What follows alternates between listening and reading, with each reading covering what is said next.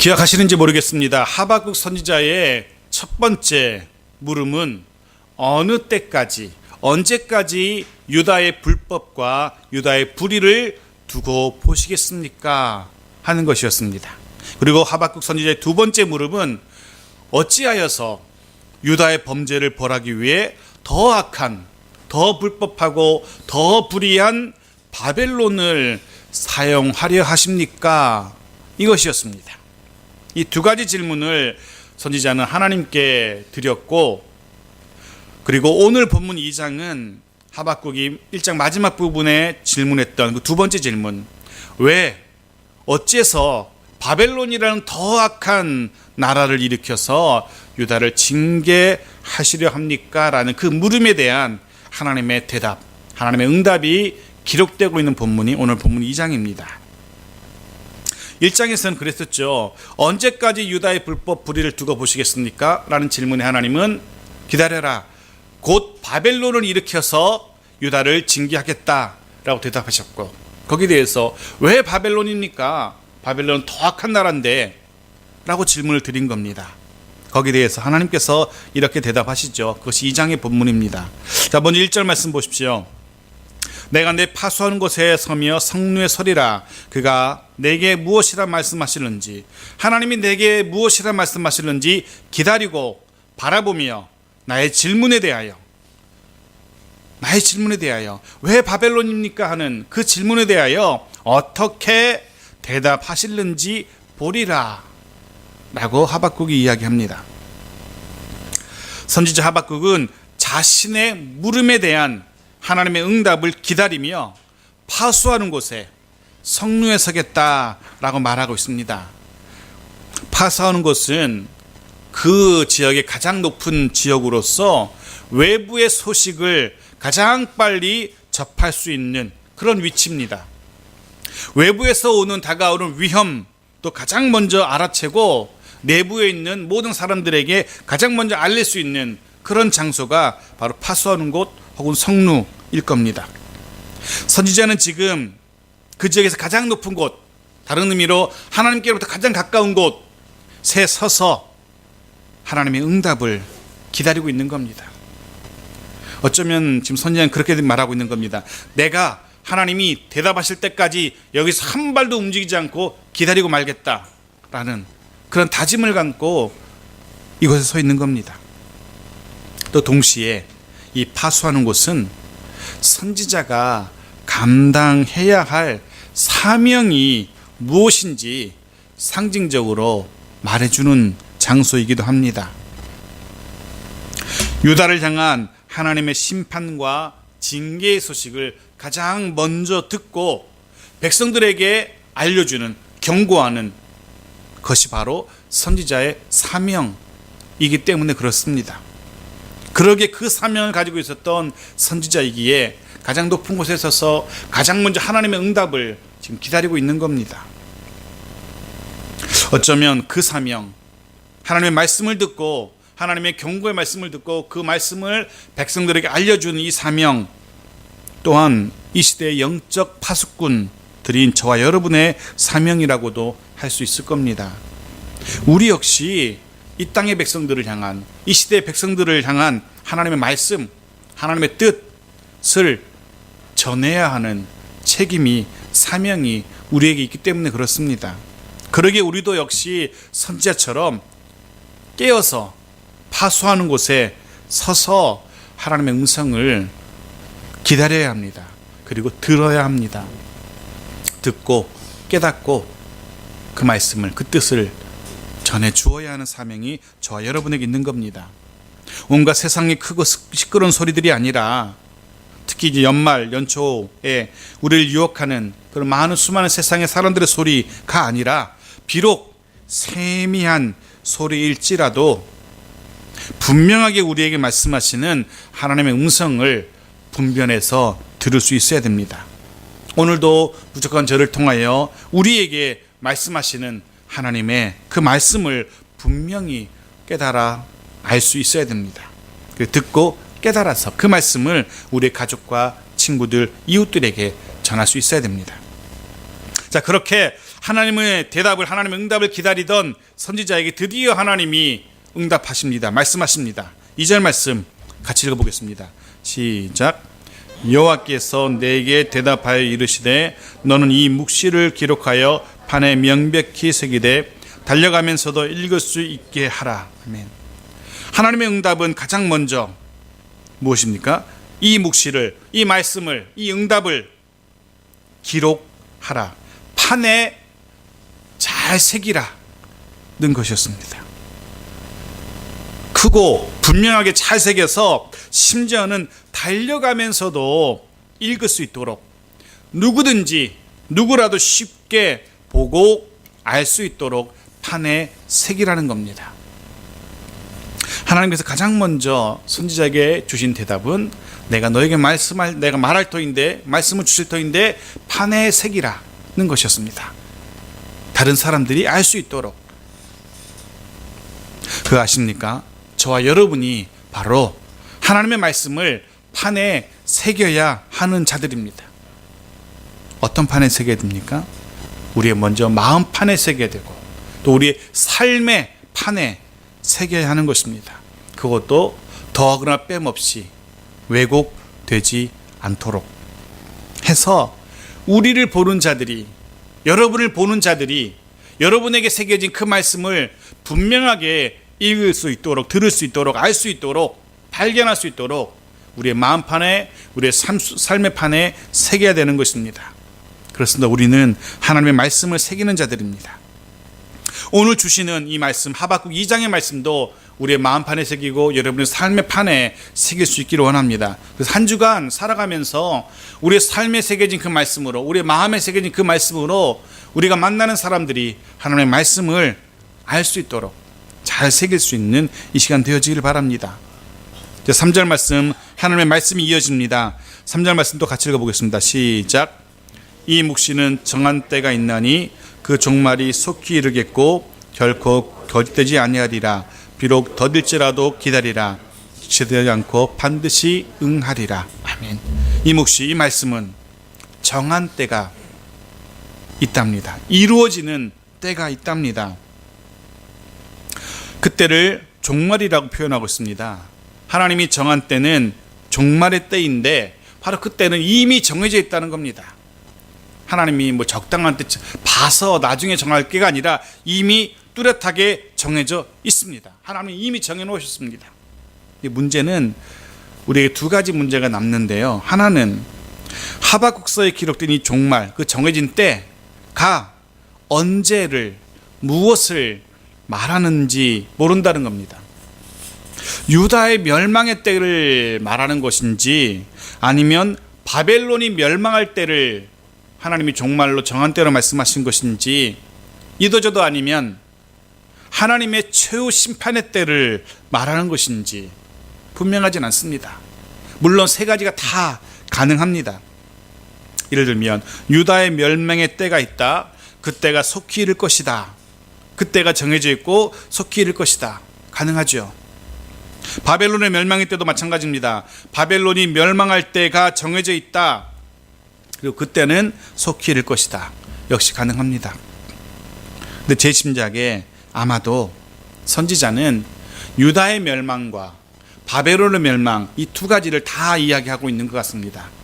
이 두 가지를 동시에 사건으로 보면서 그때는 정해져 있고, 유다의 멸망할 때 정해져 있고, 이어서 바벨론도 멸망할 때가 정해져 있고, 그리고 그때는 속히 온다 라고 하나님이 말씀하신 것으로 하박국은 이해했던 것 같습니다. 실제로 5절부터 보면 바벨론을 향한 하나님의 징계도 계속 거듭되고 있거든요. 기록되고 있거든요. 그래서 아마 선지자는 이 두 가지로 다 받아들였던 것 같습니다. 유다의 멸망, 바벨론의 멸망, 이때가 정해져 있고 이때는 속히 온다라고. 물론 말씀드린 것처럼 그때를 최후 심판의 때로도 해석할 수 있습니다. 그건 가능합니다. 여하튼 그 다음 남겨지는 문제는 그 종말의 때가 정해져 있는데, 그것이 유다의 멸망, 바벨론의 멸망이든 최후 심판의 멸망이든 그때는 정해져 있는데, 문제는 그때가, 하나님이 정하신 그때가 언제인지 우리는 도무지 모른다는 겁니다. 사실 이게 우리를 참 힘들게 합니다. 하나님이 어떠한 때를 정해 놓으셨는데 우리는 그 때를 모른다는 것입니다. 하나님의 때가 내가 원하는 때, 내가 생각하는 때와 맞아떨어지면 참 좋을 텐데 그렇지 않다는 게 우리를 힘들게 합니다. 생각해 보십시오. 지나간 시간, 바로 그때 하나님이 크게 한번 도와주셨으면 참 좋았을 텐데, 근데 하나님은 그때 침묵하셨습니다. 그때는 하나님의 때가 아니었던 겁니다. 우리는 생각합니다. 하나님, 바로 지금이 하나님이 나서야 하시는 때입니다. 바로 지금이 하나님의 도움이 필요한 때입니다 라고 말합니다. 바로 지금이 가장 내가 힘들어하고 내가 정말로 아파하고 신음하고 있는 때입니다. 혹은 지금이 바로 내가 가장 궁핍해하는 때입니다. 하나님, 지금 도우셔야 합니다.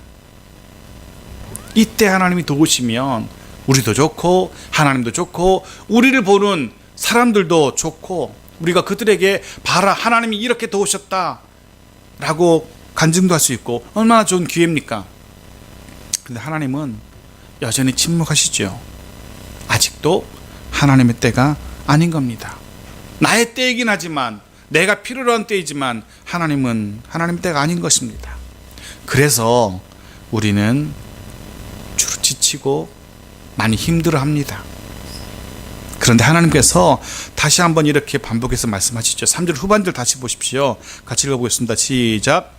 비록 더딜지라도 기다리라. 지체지도 않고 반드시 응하리라.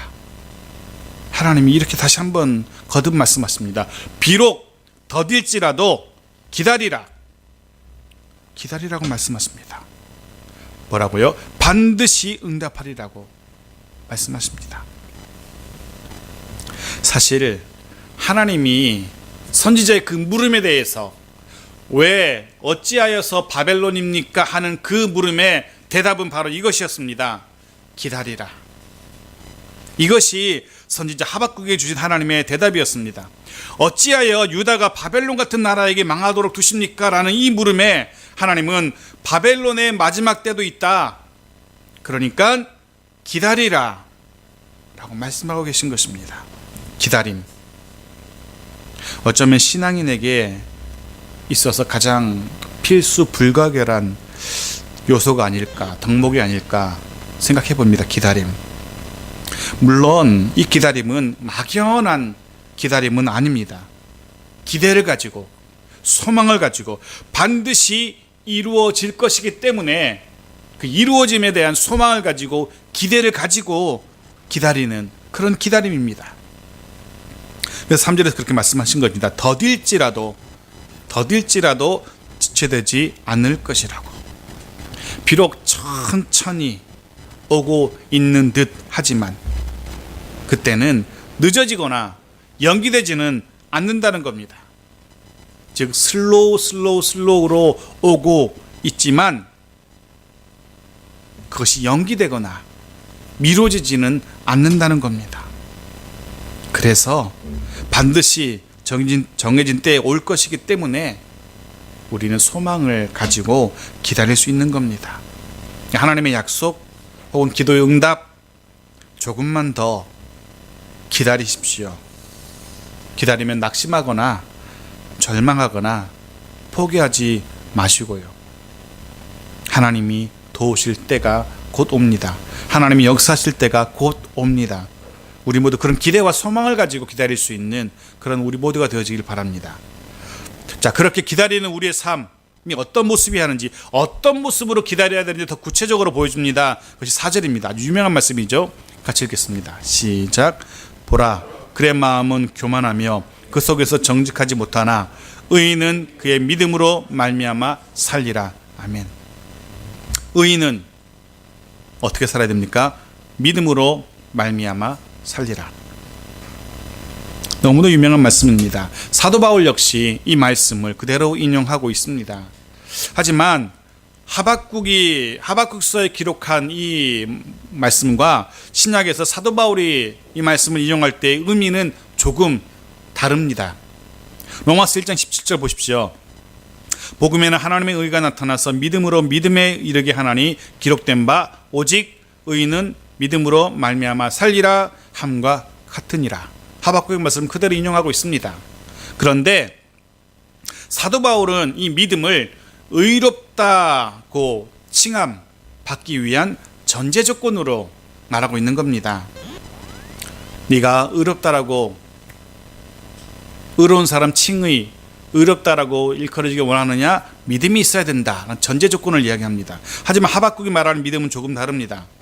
바울이 칭의, 즉 의롭다고 칭함받는 것의 전제가 되는 것으로 이 믿음을 말한다면, 하박국은 하나님을 믿기에, 하나님이 결코 늦지 않는다는 사실을 알고 있기에, 그런 하나님을 믿고 있기 때문에 그 믿음에서 비롯된 구체적인 개인의 성품이나 혹은 생활의 방식, 생활 태도를 믿음으로 말하고 있습니다. 이미 하나님을 믿었기 때문에, 믿고 있는 사람이기 때문에 그의 삶의 모습은 이렇다, 그것이 믿음이다 라고 이야기하고 있는 겁니다. 즉 믿음을 가진 자다운, 의인다운 신실함, 진실함을 이야기하고 있는 겁니다. 어떤 시련이나 고난을 당하여도 믿음을 가진 자이기 때문에, 믿음을 가진 자, 하나님을 향한 믿음을 가진 자이기 때문에, 하나님의 때가 정해졌고 곧 올 것이라는 믿음을 가진 자이기 때문에 어떤 시련에도 어제처럼 오늘도 흔들림 없이 그때를 기다리며 하나님께 헌신하며 살아가는 삶의 모습을 믿음이라고 말하고 있는 겁니다. 지금 하박국을 비롯한 당대 의로운 하나님의 사람들은 그 유대 땅에서, 유대 사회에서 악인들로부터 온갖 불법적이며 불의한 횡포를 견디고 있습니다. 겪고 있습니다.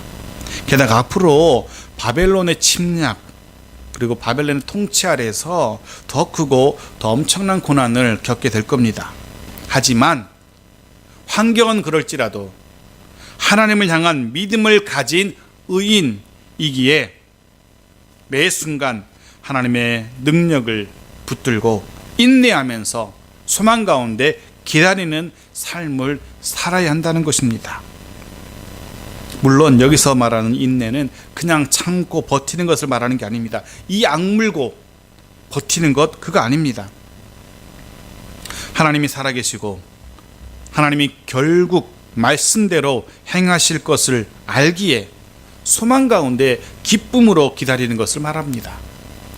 내가 어쨌든 이 악물고 버텨서 살아남아서 하나님 때에 내가 그때를 누리겠다, 그런 이 악물고 버티는 걸 말하는 게 아닙니다.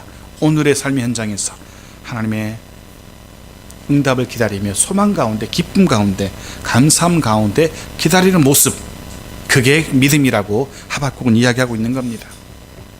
그렇습니다. 기다림 혹은 인내, 이것이 신실한 성도, 의인들이, 하나님의 사람들이 고난의 때를 살아가는 모습인 겁니다. 이것이 선지자 하박국이 말하는 의인은 그의 믿음으로 말미암아 살리라는 말의 참된 의미인 것입니다. 그렇게 믿음으로 살며 기다리면 어떤 일이 일어난다는 겁니까? 5절부터 마지막까지 계속 반복되는데요, 바벨론을 향한 하나님의 징계가 기록되고 있습니다. 비록 바벨론이 유다를 멸망시키고 유다의 사람들로 하여금, 하나님 백성으로 하여금 큰 고통을 겪게 하겠지만 그를 향한, 바벨론을 향한 하나님의 징계도 있을 것입니다. 5번의 화 있을진저로 시작되는 하나님의 징계가 바벨론을 향하고 있습니다. 이 5번의 저주 선언은 나중에 다시 살펴볼 기회가 있을 겁니다. 오늘은 그 중에 몇 구절만 살펴볼 텐데요. 13절, 14절 말씀 보십시오. 같이 읽겠습니다. 시작. 민족들이 불탈 것으로 수고하는 것과 나라들이 헛된 일로 피곤하게 되는 것이 만군의 여호와께로 말미암음이 아니냐. 이는 물이 바다를 덮음같이 여호와의 영광을 인정하는 것이 세상에 가득함인지라. 이게 조금 이제 문장이 좀 어려운데요. 민족들이 불탈 것으로 수고하는 것, 이렇게 해서 좀 어려운데 좀 쉽게 번역된 성경이 있습니다. 좀 쉽게 번역된 것도 같이 읽어볼게요. 같이 읽죠. 시작. 내가 백성들을 잡아다가 부렸지만 그들이 애써 한 일이 다 헛수고가 되고 그들이 세운 것이 다 불타 없어질 것이니 이것이 바로 나 만군의 주가 하는 일이 아니겠느냐. 바다에 물이 가득하듯이 주의 영광을 아는 지식이 땅 위에 가득하게 할 것이다. 좀 더 이해가 쉽죠? 내가 바벨론이 백성들을 잡아다가 부렸지만 바벨론이 수많은 나라들을 정복하고 수많은 사람들을 포로로 끌고 왔습니다. 그리고 그들로 하여금 자신들을 위하여 수많은 성을 쌓게 하고 성벽들을 쌓게 했던 겁니다. 그런데 그 모든 것들이 다 어떻게 된다고요? 다 헛수고가 될 것이다. 그 세워진 것이 다 불타 없어질 것이다 라고 말씀하고 계십니다. 하나님께서 나 만군의 주가 바벨론의 모든 수고와 바벨론의 모든 노력을 다 헛수고로 만들 것이라 라고. 그 일을 누가 하신다고요? 그 일을 하나님이 하실 겁니다. 그래서 그 바벨론의 모든 수고를 헛수고로 만들고 그들이 세운 모든 것을 불태우시는 분이 하나님이시기 때문에, 그래서 그리하여 세상의 모든 민족이 여호와의 영광을 인정하게 될 것이라. 여기서 사용되는 인정이라는 이 단어는요, 히브리어로는 야다라고 되어 있습니다. 많이 들어보셨을 것입니다. 알다라는 의미의 단어입니다. 그래서 조금 전 읽었던 다른 번역 성경에서는 주의 영광을 아는 지식으로 번역하고 있는 겁니다. 그렇습니다. 강력한 나라 바벨론을 무기력하게 만드시는 하나님의 그 능력, 그 손길을 온 열방이 보게 되고 하나님을 알게 되는, 하나님의 영광을 알게 되는, 하나님의 능력을 인정하게 되어지는 그날이 올 거라는 겁니다. 그리고 이 문장은, 이 본문은 13절 14절은 하나님이 우리에게 이 땅에 원하시는 것이 무엇인지를 또 분명하게 보여주는 문장이기도 합니다. 인간의 욕심으로, 자신의 욕심으로 제국의 영광을, 바벨 탑을 쌓아 올리는 것, 하나님이 원하지 않는다는 겁니다. 하나님이 정말 원하시는 것이 무엇입니까? 이 온 땅 가운데 하나님의 영광을 아는 지식이 가득하게 되어지는 것을 하나님은 원하고 계십니다.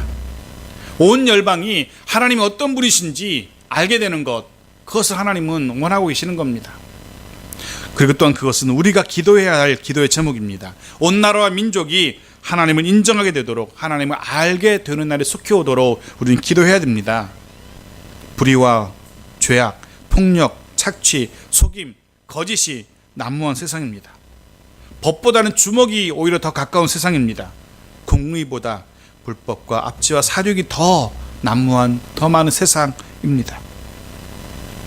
정직하게 사는 것이, 또 법과 질서를 준수하는 것이 오히려 더 손해보는 듯하고 오히려 더 망하게 되는 지름길인 것처럼 생각되어집니다. 돈과 힘이 정의인 시대인 것 같습니다. 그래서 너도 나도 모든 사람들이 다 더 많은 힘을 가지려고, 더 많은 물질을 가지려고 혈안이 되어 있는 세상입니다.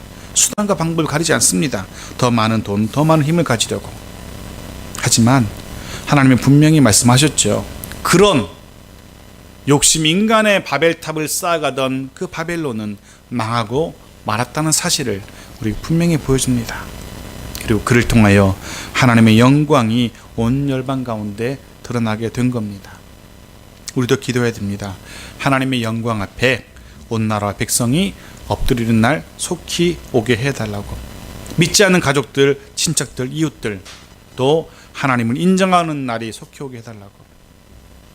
그것이 우리의 기도의 제목 되어지길 바랍니다. 그럼 마지막 18절 20절까지, 18절부터 20절까지를 또 읽고 말씀을 마무리하겠습니다. 자, 18절부터 같이 읽겠습니다. 시작. 새긴 우상은 그 새게 만든 자에게 무엇이 유익하겠느냐? 부어 만든 우상은 거짓 스승이라. 만든 자가 다 이 말하지 못하는 우상을 의지하니 무엇이 유익하겠느냐? 나무에게 깨라 하며 말하지 못하는 돌에게 일어나라 하는 자에게 화 있을진저 그것이 교훈을 베풀겠느냐? 보라, 이는 금과 은으로 입힌 것인지 그 속에는 생기가 도무지 없느니라. 오직 여호와는 그 성전에 계시니 온 땅은 그 앞에서 잠잠할지니라 하시니라. 아멘. 새긴 우상, 그 새긴 우상이 바벨론이 의지하며 바벨론이 섬긴 것이었습니다. 바벨론은 그것들을 섬기면 자신들에게 큰 큰 번영과 큰 형통을 가져다 줄 것으로 믿었던 겁니다. 하지만 아니었죠. 그것들은 말도 할 수 없는 우상일 뿐이었습니다. 생기가 없는 우상일 뿐이었습니다. 결코 형통, 번영 가져다 줄 수 없는 그런 존재들이었습니다. 오히려 바벨론을 파멸의 지름길로 인도할 뿐이었죠. 성경은 그런 것을 거짓 스승이라 라고 부릅니다. 그런데 이 시대에도 그런 거짓 스승을 섬기는 이들이 있습니다. 스승인 것처럼 생각했지만 아닙니다. 거짓 스승입니다. 재물, 권력, 사람, 명예 다 거짓 스승들입니다. 그 거짓 스승을 섬기는 어리석은 이들이 너무도 많습니다. 기억하십시오. 그런 거짓 스승들은 결코 번영과 형통을 가져다 주지 못합니다. 그럼 어떻게 됩니까? 20절 말씀만 다시 보십시오. 한 번 더 읽죠. 시작. 오직 여호와는 그 성전에 계시니 온 땅은 그 앞에서 잠잠할지니라 하시니라. 아멘. 오직, 그런 나의 의미입니다. 거짓 스승들은 아무것도 아니다. 그러나 여호와가 계신다 라는 신앙 고백입니다. 하박국의 신앙 고백입니다. 여호와가 계신다. 세상의 거짓 스승들은 말도 할 수 없고 생기도 없는 아무것도 아니다. 하지만 여호와가 우리에게는 계십니다. 그분은 거룩한 성전에 계십니다. 그리고 온 땅은 그 앞에서 잠잠해야 합니다. 겸손히 순종해야 하는 것입니다. 사실 역사는, 현실은 하나님이 안 계시는 듯 흘러가는 것처럼 보입니다. 거짓 스승들이 이 시대를 주도하는 것처럼 보입니다. 하지만 절대 그렇지 않습니다. 하나님은 여전히 살아계시며 성전에 계시며 지금도 여전히 그곳에서 온 우주 만물을 통치하고 계십니다. 역사는 하나님의 통치하신 대로 흘러가고 있습니다. 역사는 하나님이 정하신 대로 흘러가고 있는 것입니다. 하나님이 성전 삼으신, 하나님이 거하시는 성전인 우리, 저와 여러분, 믿음을 지키며 하나님의 통치하심을 따라서 살아가야만 하는 것입니다. 이것이 하박국의 신앙 고백이었습니다. 하나님의 대답을 들은, 하나님의 응답을 들은, 정한 때가 있다 기다리라는 하나님의 응답을 들은 선지자의 신앙 고백입니다. 오직 여호와는 그 성전에 계시니 온 땅은 그 앞에서 잠잠할지니라. 말씀을 마칩니다. 오늘 말씀은 우리에게 먼저 우리의 사명이 무엇인지를 다시 한번 생각하게 합니다. 우리의 삶 속에, 우리의 마음 속에 뚜렷하게, 분명하게 하나님의 말씀들을 새겨야 합니다. 나아가서 주변 모든 사람들이 그 말씀을, 우리의 마음에 새겨진, 우리의 삶에 새겨진 하나님의 말씀을 볼 수 있도록, 알 수 있도록, 또한 온 열방이 하나님의 영광을 인정하는 날이 속히 오도록 우리는 기도해야 합니다. 바로 이 두 가지, 말씀과 기도의 사람 되는 것, 이것이 저와 여러분의 사명일 겁니다. 또한 본문은 하박국 2장은 우리에게 기다림에 대해서 교훈합니다. 기다림. 답답할지라도, 그때를 기다리는 것이 힘들어 죽을 것 같더라도, 금방이라도 쓰러져 주저앉을 것 같은 때라도 조금 더 기다려야 합니다. 왜 기다려야 합니까?